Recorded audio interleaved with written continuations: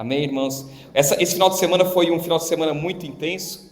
Nós tivemos umas atividades bem legais ontem, nós e mais alguns irmãos aqui da igreja, esse Ministério de Louvor que esteve aqui conosco agora há pouquinho, e tiveram lá, e mais alguns irmãos daqui, estivemos lá em Presidente Getúlio, celebrando 13 anos da Igreja Batista lá, e foi uma festa tão linda. Eu cheguei em casa ontem, passava da meia-noite, e foi um momento muito legal, muito bom. Nós podemos ver aquilo que Paulo falou: um lançou semente, outro regou, outro cuidou, mas quem deu crescimento foi o Espírito Santo, e que lá, 13 anos atrás, o pastor Osmar lançou o início daquela pedra lá, da pedra inicial daquele trabalho, lançou aquela semente, e outros foram trabalhando, o pastor Arno, posteriormente agora o pastor Carlos está à frente daquele trabalho, e vemos a obra crescendo, e ontem celebramos ali 13 anos, e pessoas chegando, e o reino avançando. E hoje de manhã também estivemos juntamente com o José e mais alguns irmãos aqui na frente da prefeitura, e estivemos lá tirando um momento de oração pela nação da Venezuela, que tem passado por esse momento difícil. Tivemos alguns irmãos que estiveram lá conosco orando. Eu não sei se o Xavier está por aí, não? Está aí? Xavier está aí, né? Está lá o Xavier. Xavier esteve participando conosco, e para a glória de Deus, ele confessou Jesus como Senhor e Salvador hoje de manhã lá. Vamos aplaudir a Jesus por isso. O nome do Xavier foi escrito no livro da vida. Nós fomos lá para orar pela Venezuela, e o Senhor trouxe ele lá para que abrisse o coração e reconhecesse Jesus como Senhor. Então nós ficamos ali até próximo do meio-dia, tivemos um momento bem legal, foi muito bom. Então foi um final de semana bem produtivo, para a glória de Deus. Nós estivemos servindo e sendo edificados, foi um momento muito especial. E hoje nós estamos e até aproveitando, um dos motivos que nós tivemos lá hoje de manhã, nós estivemos lá orando, e também o Fábio nos levantou sobre a necessidade de levantarmos recursos, doações para ser enviado à Venezuela. Então, como eles precisam disso com certa urgência lá, né? Parece que amanhã, se eu não me engano, Fábio, será encaminhado um caminhão que vai para Joinville, eu acho que, não sei se é o governo brasileiro, vai enviar provavelmente algum avião para lá, e esses alimentos vão chegar lá para a Venezuela. Então nós levantamos meio que em caráter de urgência. Até falei para o Fábio, se tivéssemos mais tempo, talvez uma segunda remessa a gente consegue fazer com um pouco mais de tempo, e nos preparamos mais para encaminhar mais recursos lá para eles. Mas o que nós tivemos aqui, nós vamos enviar aquilo que esteve às nossas mãos para encaminhar. Então depois o Fábio vai estar pegando ali, tá, Fábio, juntando tudo, encaminhando lá para a instituição que vai estar direcionando lá para o povo da Venezuela, né? Então é o que nós conseguimos de maneira rápida ali. Eu sei que vai chegar na mão daquelas pessoas que tanto necessitam neste momento. Então continuamos orando pela Venezuela, continuamos orando por esse povo amado, irmãos nossos que estão passando por um momento difícil lá, intercedendo por eles. Amém, irmãos? Continuando hoje eu vou pedir para você abrir a palavra de Deus em 1 Samuel, capítulo 11. Nós estamos na segunda mensagem da meditação sobre a vida do rei Saul. Na semana passada nós meditamos sobre a vida do rei Saul, e o tema da mensagem da semana passada, 1 Samuel capítulo 11, na semana passada foi 1 Samuel capítulo 10. Nós meditamos um rei entre a bagagem, e hoje é um rei atrás dos bois. 1 Samuel capítulo 11, na verdade eu vou bagunçar um pouquinho aqui, tá, Gisele? Antes de ler 1 Samuel capítulo 11, eu vou pedir para você abrir em 1 Samuel 10, 6. Você vira a folha aí da sua Bíblia, 1 Samuel 10, 6, nós lemos isso aqui na semana passada, e eu vou ler novamente. 1 Samuel 10, 6 e 7, diz o seguinte: o Espírito do Senhor se apossará de ti, e profetizarás com eles, e tu serás mudado em outro homem. Quando esses sinais te sucederem, faze o que é ocasião de pedir, porque o Senhor é contigo. Agora eu vou lá para o capítulo 11, que é o nosso texto central. Nós leremos o capítulo 11 inteiro, então eu peço para que você preste bem atenção. 11, versículo 1. Então subiu Naás, o amonita, e sitiou Jabes Gileade. E disseram todos os homens de Jabes a Naás: faze aliança conosco e te serviremos. Porém Naás, o amonita, respondeu: farei aliança convosco sob a condição de vos serem vazados os olhos direito, trazendo assim eu vergonha sobre todo Israel. Então os anciões de Jabes lhe disseram: concede-nos 7 dias, para que enviemos mensageiros por todos os limites de Israel, e não havendo ninguém que nos livre, então nos entregaremos a ti. Chegando os mensageiros a Gibeá de Saul, relataram este caso ao povo. Então todo o povo chorou em alta voz. Eis que Saul voltava do campo, atrás dos bois, e perguntou: o que tem o povo que chora? Então lhe referiram essas palavras dos homens de Jabes. E o Espírito de Deus se apossou de Saul quando ouviu estas palavras, e acendeu-se sobremodo a sua ira. Tomou uma junta de bois, cortou-os em pedaços e os enviou a todos os territórios de Israel por intermédio de mensageiros que dissessem: assim se fará aos bois de todo aquele que não seguir a Saul e a Samuel. Então caiu o temor do Senhor sobre todo o povo, e saíram como um só homem. Contou-os em Bezeque: dos filhos de Israel havia 300.000, dos homens de Judá 30.000. Então disseram aos mensageiros que tinham vindo: assim direis aos homens de Jabes de Gileade: amanhã, quando aquentar o sol, sereis socorridos. Vindo, pois, os mensageiros e anunciando aos homens de Jabes, estes se alegraram. E disseram aos amonitas: amanhã nos entregaremos a vós outros, então vos farei segundo o que melhor vos parecer. Sucedeu que, o outro dia, Saul dividiu o povo em 3 companhias, que, pela vigília da manhã, vieram para o meio do arraial, e feriram a Amon, até que se fez sentir o calor do dia. Os sobreviventes se espalharam, e não ficaram 2 deles juntos. Então disse o povo a Samuel: quem são aqueles que diziam: reinará Saul sobre nós? Trazei-os para que o matemos. Porém Saul disse: hoje ninguém será morto, porque no dia de hoje o Senhor salvou a Israel. Disse Samuel ao povo: vinde e vamos a Gilgal e renovemos ali o reino. E todo o povo partiu para Gilgal, onde proclamaram Saul seu rei perante o Senhor, e cuja presença trouxeram ofertas pacíficas, e Saul muito se alegrou ali com todos os homens de Israel. Amém? Senhor Jesus, colocamos essa palavra, Senhor, diante de Ti, os nossos corações. Que Tu venhas falar, Senhor, nessa noite especial, e que saiamos deste local, Senhor, tendo certeza que Teu Espírito Santo falou conosco. Muda algo em nossas vidas nessa noite, Senhor, em nome de Jesus. Amém.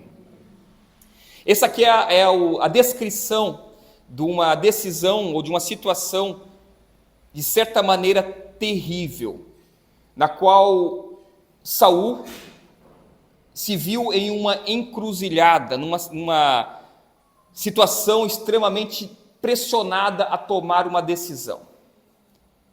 Como nós lemos na semana passada, Saul já havia sido separado para ser rei sobre o reino de Israel.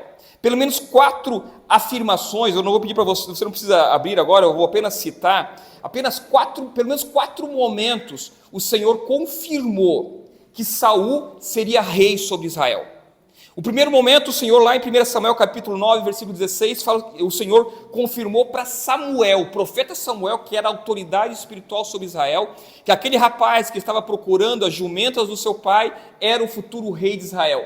O Senhor confirma isso de maneira bem clara para Samuel, e Samuel passa isso para Saul. E em 1 Samuel capítulo 10, o profeta Samuel reconhece que Saul é o rei e unge, derrama o óleo sobre a cabeça de Saul. Não havia dúvida nenhuma de que Saul era o rei, ele vai lá e faz o ritual de unção do rei. Então derrama o óleo, faz todo o procedimento e declara: você é o rei de Israel. Ele é ungido rei de Israel. E em 1 Samuel capítulo 10, acontece o cumprir da promessa de Samuel para Saul, de que o Espírito do Senhor desceria sobre ele como uma evidência de que ele era o rei de Israel, e ele iria profetizar junto com outros profetas. Isso acontece.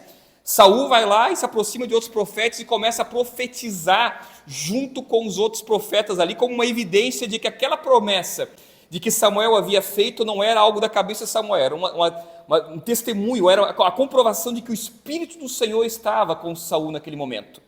E em 1 Samuel capítulo 10, versículo 24, que é aquilo que nós meditamos na semana passada, então a comprovação, Saul é descoberto atrás da bagagem, o povo tira ele de trás da bagagem, traz ele para o meio, Samuel declara: eis aí o vosso rei, o povo grita: viva o rei, e começa a celebrar, e Saul é ungido ou declarado publicamente diante de toda a nação que ele é o rei de Israel.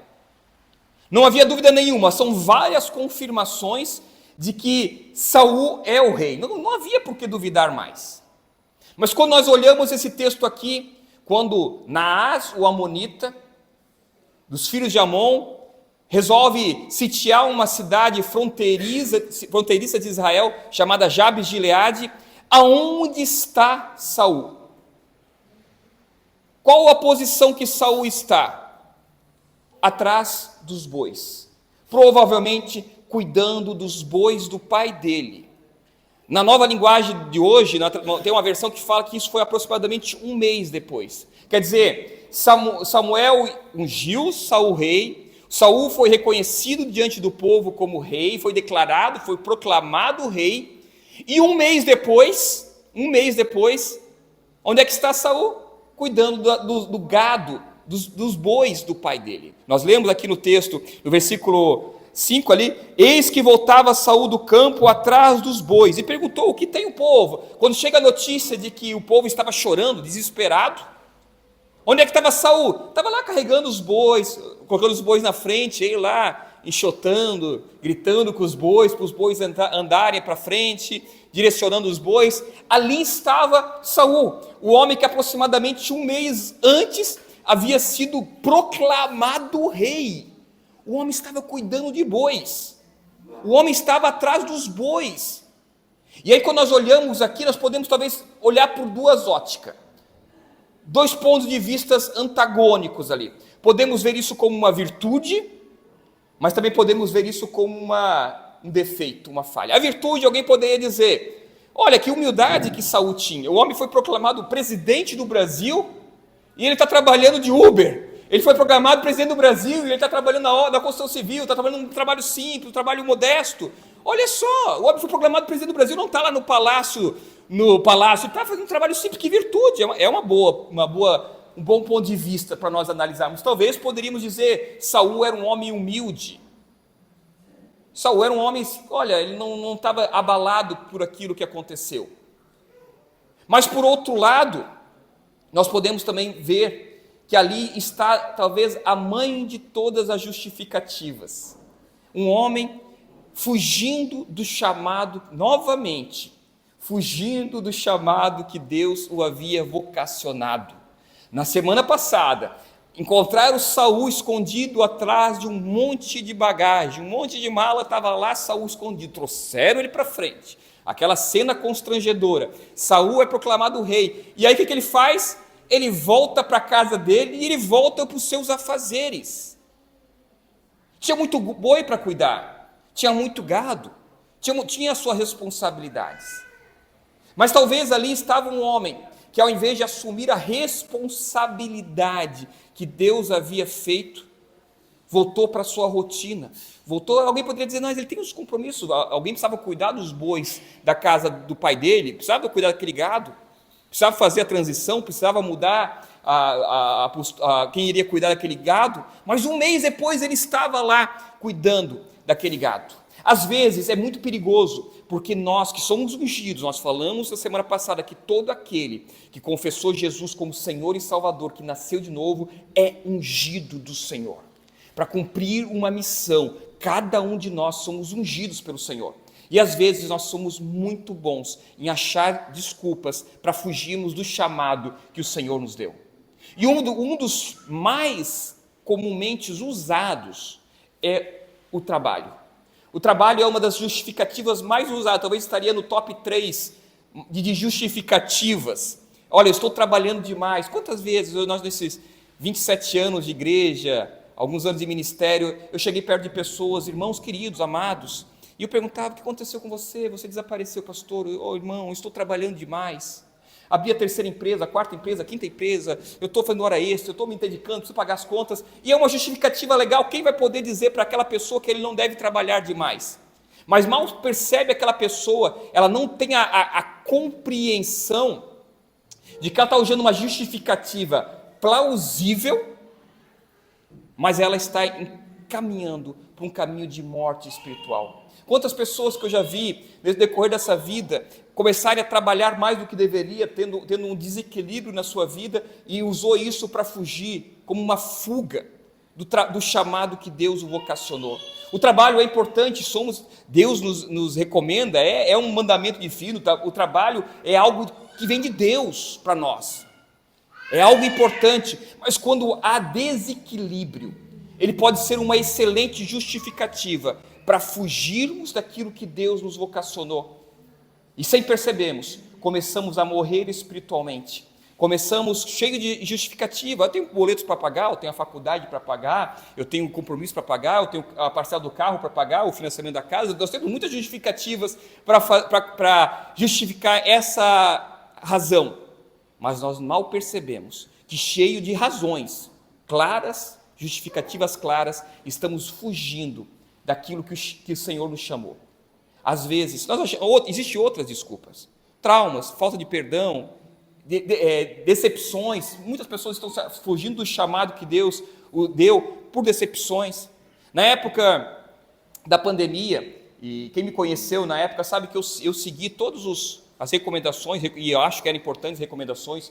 Me vacinei 3 vezes, tá? Não sou negacionista, me vacinei, segui todas as recomendações, mas muitas pessoas acabaram aproveitando uma justificativa plausível da pandemia, dizer: pastor, eu não estou indo na igreja por causa da pandemia, por causa do vírus, por causa dessa questão. E aí você encontrava a mesma pessoa que ficava às vezes 6 meses sem aparecer na igreja, você esbarrava com ela no shopping. A vida era normal. Fora da igreja, o pessoal começou a até dizer que o Covid havia se convertido, que estava só na igreja, que não saía da igreja, porque na igreja o medo do Covid era tremendo, mas a vida era normal lá fora. Era uma justificativa plausível? Era uma justificativa plausível. Quem vai dizer que você vai poder se expor a um vírus tão perigoso como de fato era? Está aí os números de mortos.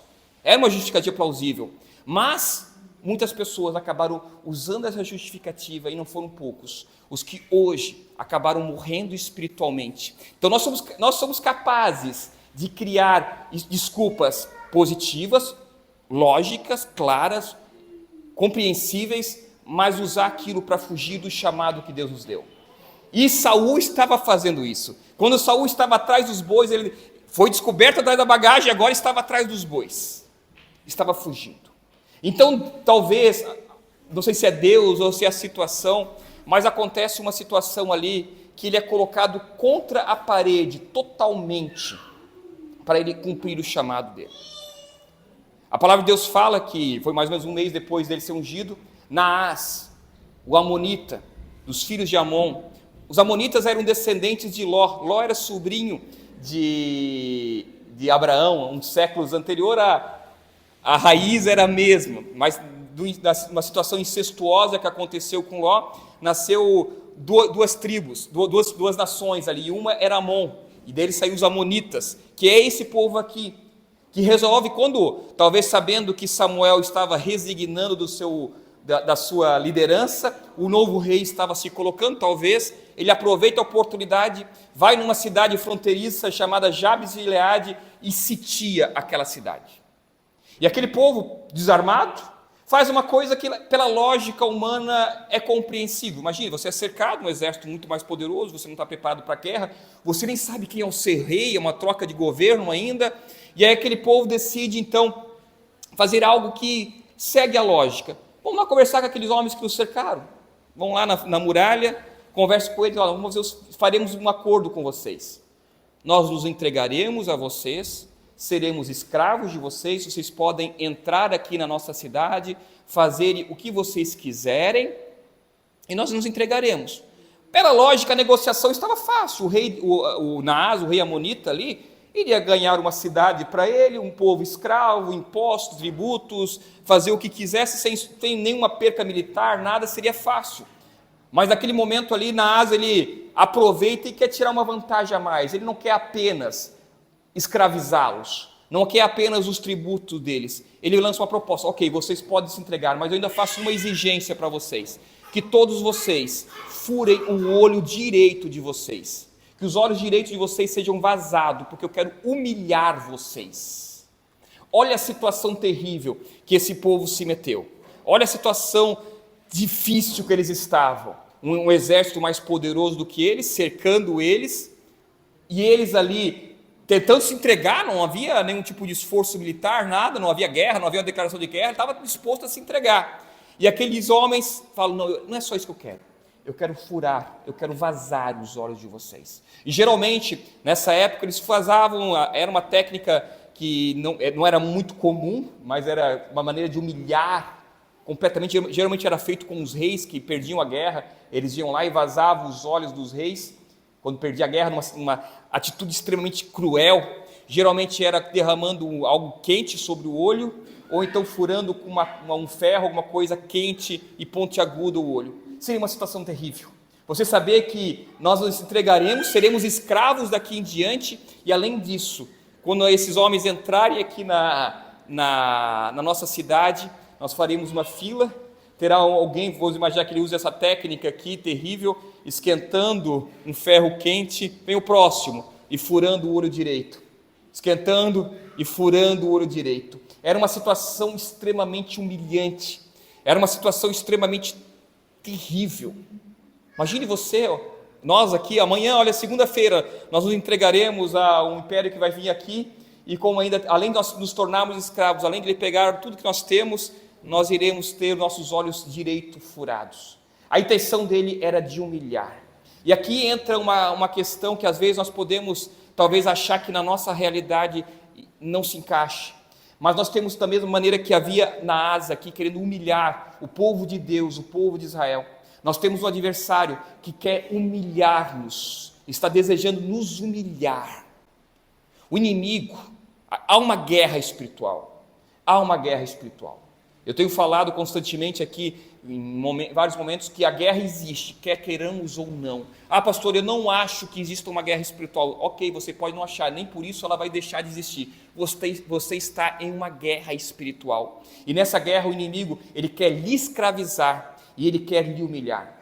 Hoje, a nossa sociedade, ela vive humilhada. Pessoas que estão na mão de Satanás, que estão na mão do nosso adversário, estão vivendo uma vida humilhante, escravizada e humilhante. Talvez você pode achar que na nossa cidade, Blumenau, não se encaixe isso. Talvez você pode pensar, isso se encaixaria lá na África, em países de guerra e situação. Não, na nossa sociedade, aqui em Blumenau, quando você tira o tapete da aparência, você vai descobrir que as pessoas sem Jesus estão sendo humilhadas, estão sendo escravizadas. Ela pode aparentar que está tudo muito bem, ela pode aparentar que está tudo feliz, que está tudo legal, tranquilo, mas quando você olha lá dentro, a nossa sociedade é uma sociedade que sem Jesus está escravizada.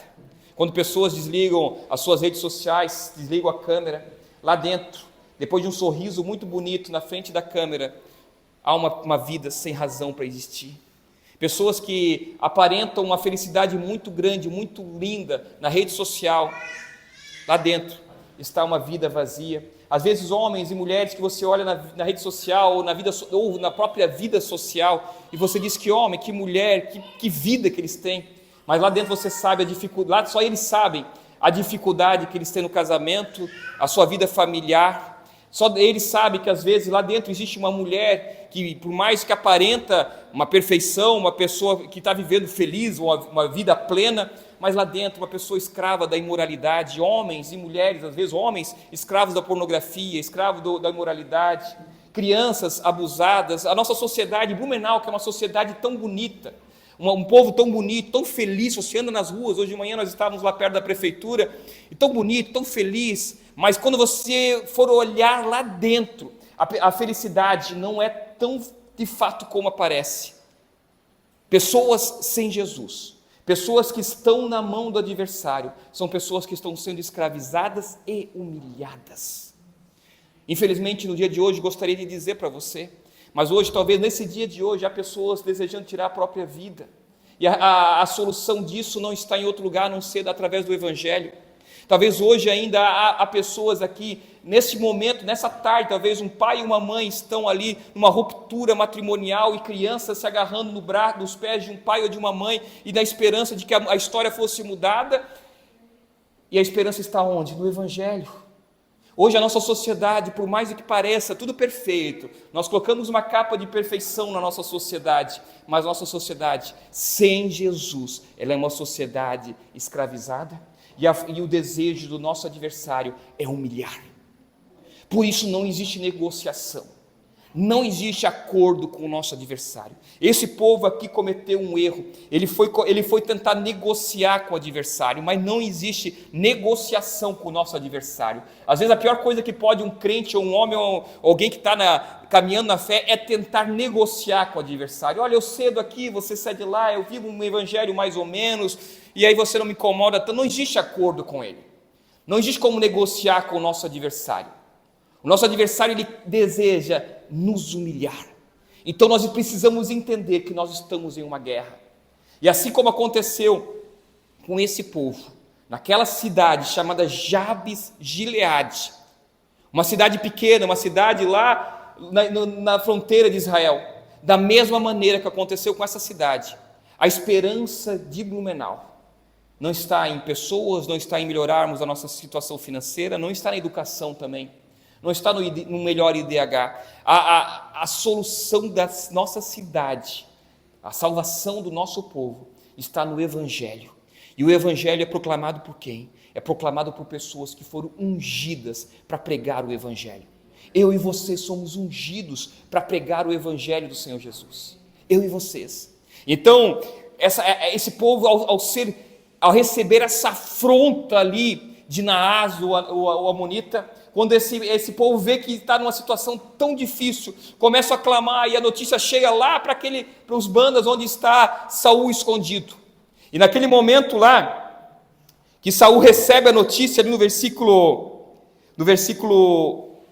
5, quando Saul ele recebe essa notícia, eis que Saul voltava do campo atrás dos bois, e perguntou: que tem o povo que chora? Então lhe referiram as palavras dos homens de Jabes. E aí aconteceu algo com Saul. Eis que o Espírito de Deus se apossou de Saul, e ele ouviu. Quando ele ouviu essas palavras, e acendeu-se sobremodo a sua ira. Naquela hora que Saul escuta essa mensagem ali, uma ira santa é dominada, entra no coração dele, e ele decide fazer algo. Ele decide que não é possível que o meu povo, o povo que é a mesma nação minha, está diante dessa situação. E o Espírito do Senhor, aquilo que o profeta Samuel falou lá atrás: eis que o Espírito do Senhor descerá sobre ti, e serás mudado um novo homem. Agora o Espírito do Senhor se desceu sobre Saul naquele momento ali, e uma ira santa desceu sobre ele, e falou: não, nós precisamos fazer alguma coisa. Ele pegou um boi lá, rasgou, dividiu o boi em vários pedaços, e mandou por todo Israel, e falou: todo aquele que não vier lutar, vai acontecer o mesmo com o seu boi, com as suas posses. Venham lutar. E naquela mesma hora, todo o povo, ao receber essa notícia, de norte a sul de Israel, se levantou como um só homem. 300 mil homens de Israel e mais 30 mil de Judá se levantou ali para vir lutar por aquela cidade. Às vezes nós precisamos sermos chacoalhados pelo Senhor. Nós precisamos de uma ira santa. Nós precisamos olhar para a nossa cidade e dizer: não é possível que isso esteja acontecendo na nossa cidade. Não é possível que famílias estejam sendo destruídas na nossa cidade. Não é possível que as nossas crianças estão se perdendo diante dos nossos olhos. Nós precisamos de uma ira santa. Nós precisamos de um posicionamento. Temos a sensibilidade, a voz do Espírito Santo, porque Ele nos ungiu. Eu e você somos ungidos do Senhor. Isaías capítulo 61, versículo 1, ele fala o seguinte, isso aqui, o Senhor Jesus se refere ao Senhor Jesus, mas também se refere a cada um de nós, porque nós somos seguidores dos passos do Senhor. Isaías 61, 1 fala o seguinte: o Espírito do Senhor está sobre mim, porque o Senhor me ungiu para pregar boas novas aos quebrantados, enviou-me para curar os quebrantados de coração e proclamar libertação aos cativos, e a pôr em liberdade os algemados, e a pregoar o ano aceitável do Senhor, o dia da vingança do nosso Deus, e a consolar a todos os que choram, e a pôr sobre Sião, os que estão em Sião, que estão de luto, uma coroa em vez de cinzas, óleo de alegria em vez de pranto, vestes de louvor em vez de espírito angustiado. O Espírito do Senhor está sobre você, Ele lhe ungiu. É através dos nossos lábios, a esperança da nossa cidade, dessa cidade aqui que precisa conhecer Jesus, que tem educação, que tem segurança, que tem recursos financeiros, que tem tudo. Mas a esperança da nossa cidade não está nisso. A salvação da nossa cidade está em Jesus. E a maneira de Jesus ser conhecida é através da proclamação do seu evangelho, através de homens e mulheres ungidos por Ele. Ungidos por Ele. Por isso que nós falamos tanto em pregar o evangelho, por isso que nós falamos tanto em grupos de discipulado, por isso que nós falamos tanto em atividades da igreja, para trazer pessoas, não é para nós termos um hall de membro maior, não, que eles se convertam aqui e vão para outra igreja, se for o caso, mas é que possam nascer de novo e mais pessoas serem libertadas das mãos do adversário, mais pessoas que estavam para terem os seus olhos furados, conhecerem a salvação, o evangelho, trocar a situação deles. É para isso que nós estamos orando, queremos que grupos cresçam. Eu estava falando com o Bruno, com a Carla agora, antes do culto aqui, nós desejamos multiplicar. É desconfortável, às vezes mas nós queremos multiplicação de grupos, que novas portas sejam abertas, e não é para nós dizermos, opa, nós temos 6 grupos, nós temos 8 grupos, não é para isso, é porque nós sabemos que através da pregação do evangelho, mais e mais cegos conhecerão a Jesus, mais e mais homens que estavam nas mãos de Satanás, conhecerão a liberdade verdadeira. Nós queremos crescer para isso, nós queremos pregar o evangelho para isso, porque nós sabemos que a esperança dessas pessoas que estão lá fora, estão no evangelho, e esse evangelho, o porta-voz é eu e você. Os anjos gostariam de fazer isso, talvez as pedras gostariam de falar para proclamar o evangelho, mas o Senhor deu o privilégio a mim e a você, de proclamar o evangelho. Não existe nada melhor do que você receber de alguém um dia, irmão, fulano de tal, como foi bom, obrigado por falar do evangelho para mim, obrigado por me convidar naquele dia para vir num grupo de discipulado, obrigado, aquilo ali mudou a minha vida, aquilo ali mudou a minha história. Quantos testemunhos lindos, como é lindo a gente ouvir testemunho de pessoas que entregaram a sua vida para Jesus. Nós tivemos no grupo na quinta-feira e ouvimos alguns testemunhos ali de pessoas que tiveram a sua vida mudada das drogas, do alcoolismo, na realidade, e aí o evangelho, e o que aconteceu um dia, alguém falou de Jesus para ela. Eu e vocês, ao proclamarmos o evangelho, podemos mudar a história de muitas e muitas pessoas. Cabe a mim e a você, mas será que nós não estamos usando justificativas? Será que nós não estamos fugindo? Será que Saul estava atrás dos bois? Talvez nós estamos atrás da falta de tempo. Pastor, eu não tenho tempo.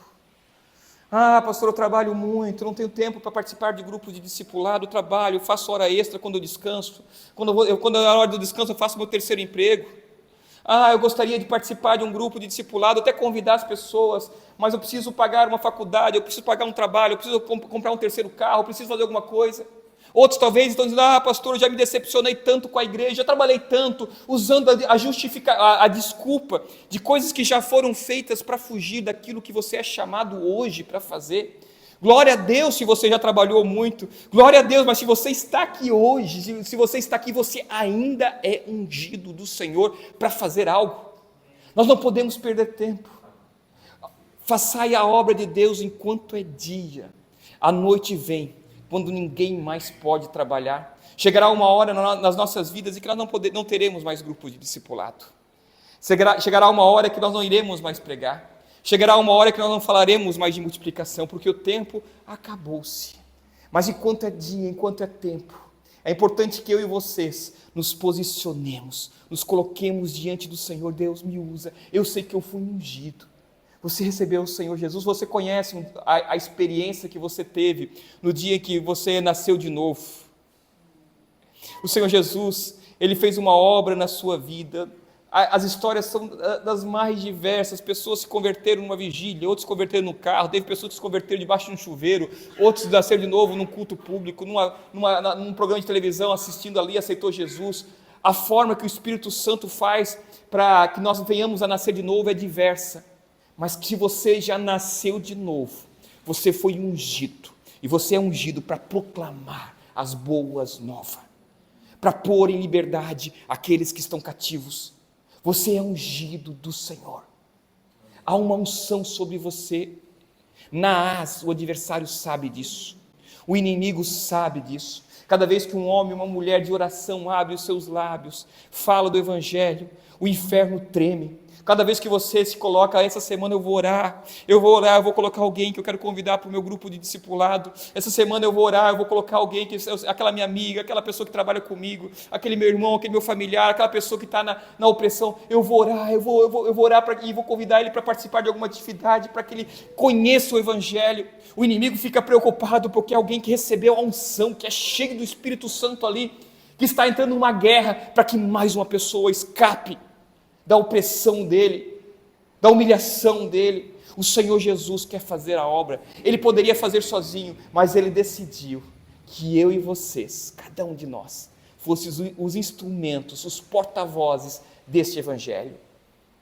Vai chegar um dia lá no céu, se eu e vocês, cada um de nós, usarmos esses poucos anos de vida que o Senhor nos dá, para proclamarmos o Evangelho, usarmos esses poucos tempos de vida que o Senhor nos dá, eu tenho certeza que você vai chegar lá no céu e vai encontrar pessoas lhe agradecendo. Você vai encontrar famílias que foram restauradas porque um dia você fez uma coisa simples, usou o seu tempo, usou os seus lábios, usou o seu telefone, alguma coisa que você tinha ali, uma mensagem, mas você foi usado pelo Senhor para levar as boas novas de salvação. Esse povo aqui, no final do texto que nós falamos, fala que houve uma grande alegria. Imagine a alegria que esse povo teve. Imagine a alegria. Imagine você ter a expectativa que amanhã, na segunda-feira, nós teremos os nossos olhos furados. Já pensou, Ivanir? Que terrível que seria isso? Nós fazendo uma filinha aqui, eu ia colocar primeiro o Jonathan na frente, porque eu ia ficar mais para o final da fila, né? Depois do Jonathan, o Bruno, Cauã, Gabriel... Cada um lá, você escutaria, ai, e sofrendo ali assim.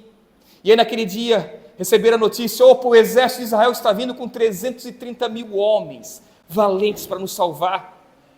E quando o exército de Naás viu que aqueles homens fugiram tudo, imagina a alegria daquele povo. E ele fala que o povo se alegrou muito, muito, muito. Ali houve uma alegria, uma gratidão tremenda quando eles foram libertos. Você não faz ideia como uma pessoa que conhece o Evangelho vai ficar feliz quando você usar aquilo que você tem como instrumento para proclamar o Evangelho e ela conhecer a verdade que só existe em Jesus. Esse povo aqui ficou alegre.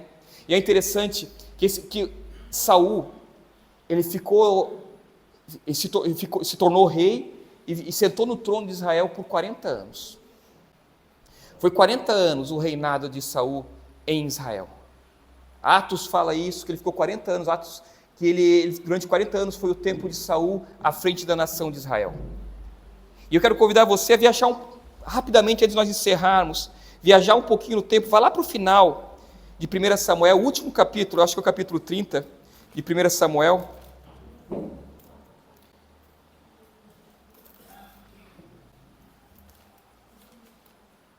Você está viajando agora o tempo 40 anos, tá? 40 anos é muito tempo.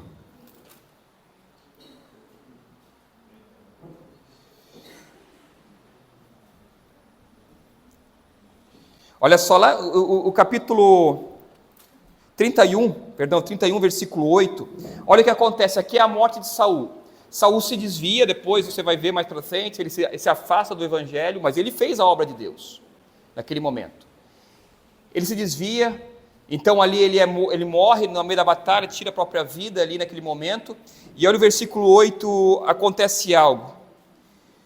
Sucedeu, pois, que vindo os filisteus ao outro dia, a despojar os mortos, acharam Saul e os seus 3 filhos caídos no monte Gilboa. Cortaram a cabeça de Saul e o despojaram das suas armas, e enviaram mensageiros pela terra dos filisteus em redor, a levar as boas novas à casa dos seus ídolos e entre o povo. Puseram as armas de Saul no templo de Astarote, e o seu corpo afixaram no muro de Bet-seã. Então, ouvindo isto, os moradores da onde?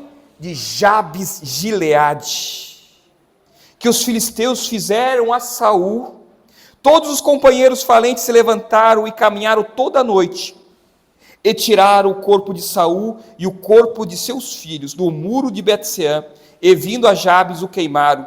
Tomaram todos os seus ossos e os sepultaram debaixo de um arvoredo em Jabes, e jejuaram 7 dias. 40 anos depois, Saul já havia feito muita coisa errada nesse meio tempo. Saul já havia se desviado, mas algo não mudou no coração daquele povo de Jabes Gileade: a gratidão pelo que ele fez com eles. 40 anos depois, aqueles homens talvez que viram isso acontecer já eram idosos já. Aquela ali já era a 2ª geração, muitos que nem haviam nascido, mas ouviram falar: olha, o que Saul fez por nós naquele dia, que Naás nos sitiou, nós seremos gratos, nós somos muito gratos, a nossa vida foi salva por esse homem.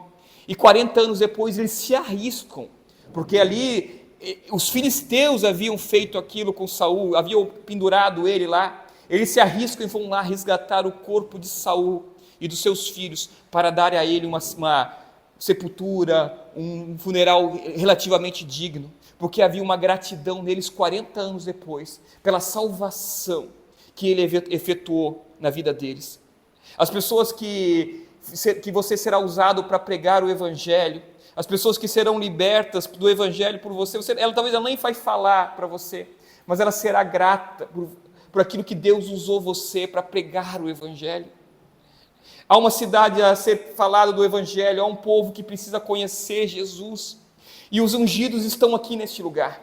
Eu e vocês fomos ungidos para pregar o Evangelho, eu e vocês fomos ungidos para levar as boas novas, eu e você somos ungidos para falar aquela pessoa que está em depressão neste momento, ela precisa conhecer Jesus, e através de você e de mim. Aquela pessoa que está pensando em tirar a própria vida, ela precisa conhecer Jesus, e através de mim e de você. Aquele rapaz que está nas drogas, ela precisa conhecer Jesus, e é através de mim e de você. Aquele que está no alcoolismo, é através de mim e de você. Aquele que está viciado em dinheiro, em trabalho, precisa conhecer Jesus, e é através de mim e de você.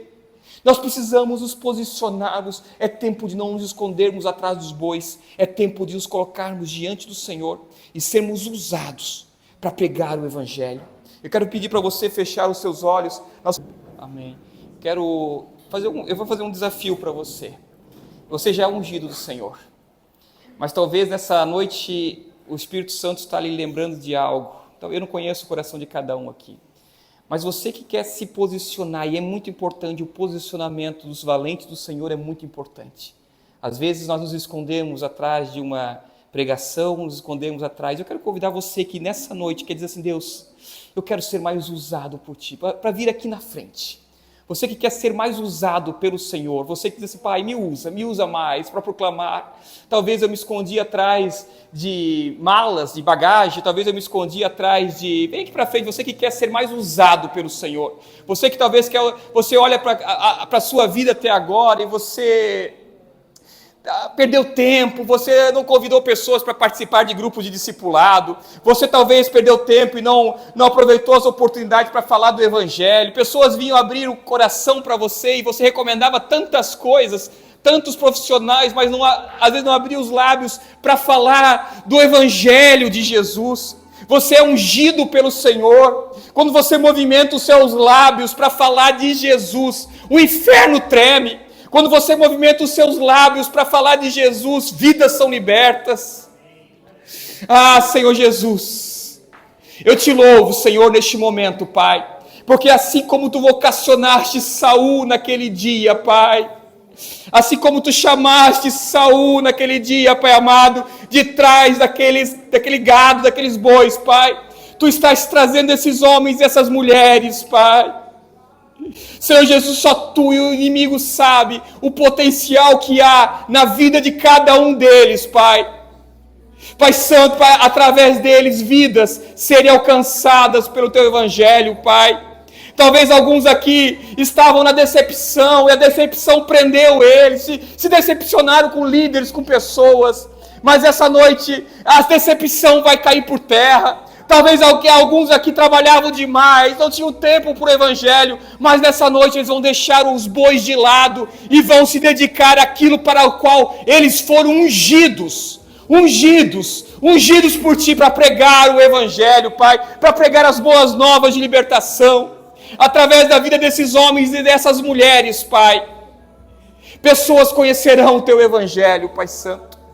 Eles estão fazendo esse propósito aqui, não diante de mim, Senhor, não diante de homens, Pai, mas diante de Ti. Eles estão se colocando diante de Ti nessa noite e dizendo: usa-me. Eu tenho compreensão que eu sou ungido Teu. Eu sei que aquele dia que eu me converti não foi homens, não foi mulheres, não foi pessoas, não foi instituição que me ungiu, mas foi o Senhor que me ungiu, e me ungiu para pregar o Evangelho, e me ungiu para pregar boas novas, para pôr em liberdade os cativos. Ah, Senhor Jesus, usa, Senhor, a vida de cada um desses, Pai, de acordo com os seus dons, de acordo com a sua capacidade, de acordo com os seus talentos, Pai. Usa, Senhor, a vida de cada um deles, Pai. Que assim, Senhor Jesus, como Tu usaste o povo de Israel naquele dia, juntamente com Saul, Samuel, para pôr em liberdade o povo de Jabes de Gileade, Pai. Pessoas aqui em Blumenau, Senhor Jesus, conhecerão o Evangelho, Senhor, conhecerão a liberdade verdadeira, a liberdade que o dinheiro não pode dar, que a vida social não pode dar, que o status não pode dar. Eles conhecerão através do Evangelho e através desses valentes aqui nessa noite que se colocaram diante de Ti, que Tu vais usar, Senhor, e eu Te agradeço por isso, em nome de Jesus. Amém. O Senhor vai usar a sua vida.